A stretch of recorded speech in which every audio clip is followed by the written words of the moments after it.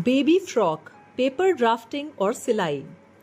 Baby frock बनाना एक आसान और मज़ेदार प्रक्रिया है जो पेपर पैटर्न बनाने से शुरू होती है।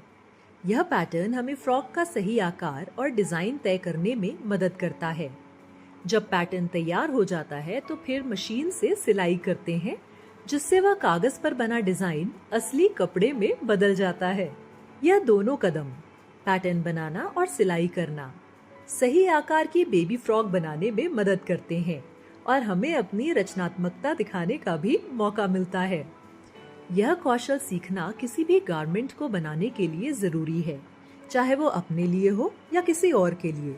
अब चलिए बेबी फ्रॉक बनाने की प्रक्रिया को स्टेप बाय स्टेप समझते हैं, जिसमें पेपर पैटर्न और मशीन सिलाई शामिल हैं। अब आइए हम पैटर्न बनाने की प्रक्रिया को विस्तार से समझते हैं। चलिए देखते हैं कि यह कैसे किया जाता है। पहला कदम है एक बेसिक ब्लॉक बनाना।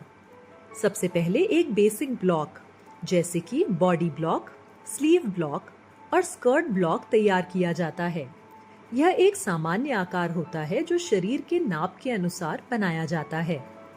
फ्रॉक का पैटर्न बनाने से पहले हमें सही नाप लेने की आवश्यकता होती है, जैसे कि फ्रॉक की कुल लंबाई, सीना, कमर, कंधा और आस्तीन की लंबाई। बॉडी ब्लॉक वह बेसिक पैटर्न है जिसे शरीर के ऊपरी हिस्से यानी टॉप के लिए डिजाइन किया जाता है। इसे बनाने की प्रक्रिया में सबसे पहले ड्राफ्टिंग पेपर पर एक सीधी रेखा खींची जाती है जो पैटर्न की शुरुआत होती है। फिर गले का आकार निर्धारित किया जाता है, जो आमतौर पर 2 से 3 इंच चौड़ा और 2.5 से 3 इंच गहरा होता है। कंधे की चौड़ाई 4.5 से 5 इंच होती है और इसमें हल्की स्लोप दी जाती है। आर्म होल कर्व को चेस्ट के माप के अनुसार ड्राफ्ट किया जाता है, जो फ्रॉक की फिटिंग को सुनिश्चित करता है। इसके बाद हर जोड़ पर 1 इंच का मार्जिन दिया जाता है। स्कर्ट पार्ट फ्रॉक का निचला हिस्सा होता है, जिसे आमतौर पर ए लाइन स्टाइल यानी साधारण फैला हुआ या घेरदार स्टाइल यानी फूल जैसा डिजाइन किया जाता है। स्कर्ट के लिए पैटर्न ड्राफ्ट करते समय कमर की नाप को 1/4 में विभाजित करके यह निर्धारित किया जाता है कि स्कर्ट का आकार कितना होना चाहिए। स्कर्ट की लंबाई टॉप से लेकर फ्रॉक की पंखुड़ी तक की नाप के अनुसार तय की जाती है, जो आमतौर पर 10 से 12 इंच होती है। स्कर्ट में फ्लेयर जोड़ने के लिए नीचे की तरफ चौड़ाई बढ़ाई जाती है ताकि वह अधिक फैल सके। यदि आपको फ्रॉक में आस्तीन जोड़नी है तो इसके लिए आस्तीन पैटर्न ड्राफ्ट किया जाता है। आस्तीन की लंबाई 4 से 5 इंच रखी जाती है, लेकिन यह बच्ची के हाथ के अनुसार बदल सकती है।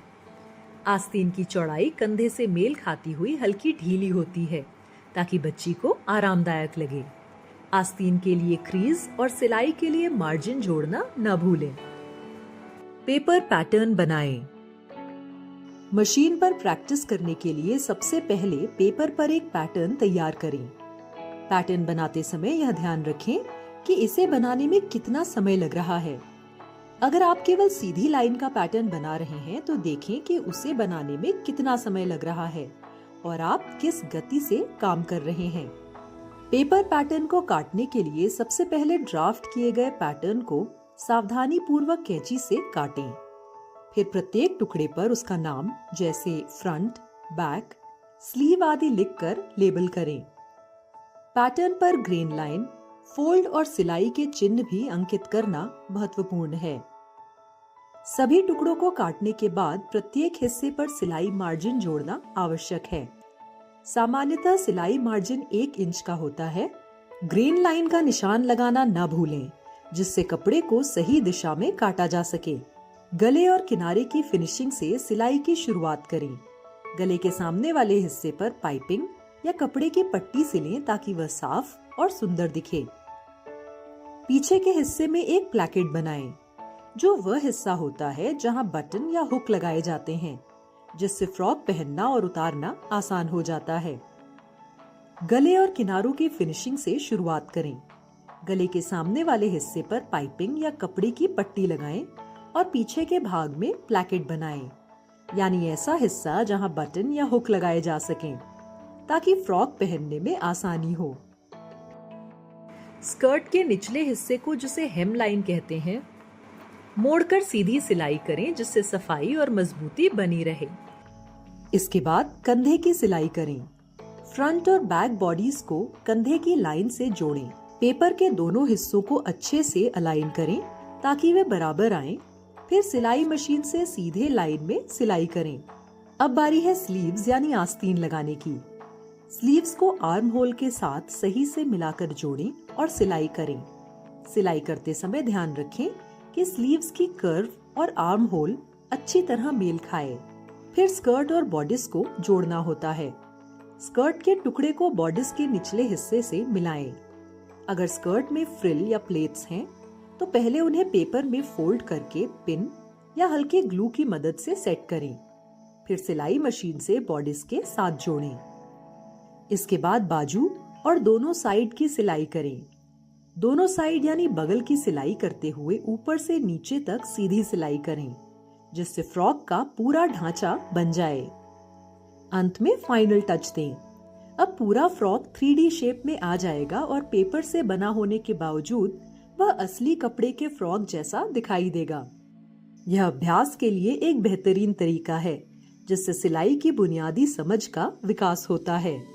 सारांश: इस वीडियो में हमने पेपर पैटर्न की मदद से बेबी फ्रॉक बनाने की प्रक्रिया को समझा। हमने सीखा कि सही नाप लेकर बेसिक पैटर्न जैसे बॉडी, आस्तीन और स्कर्ट का ड्राफ्ट कैसे तैयार किया जाता है। फिर उन पैटर्न के टुकड़ों को काटकर लेबल किया जाता है। अंत में इन पेपर के टुकड़ों को सिलाई मशीन से जोड़कर अभ्यास किया गया।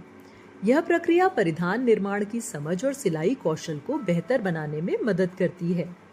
अब आपके लिए एक काम: पैटर्न की मदद से एक बेबी फ्रॉक बनाने का अभ्यास करें।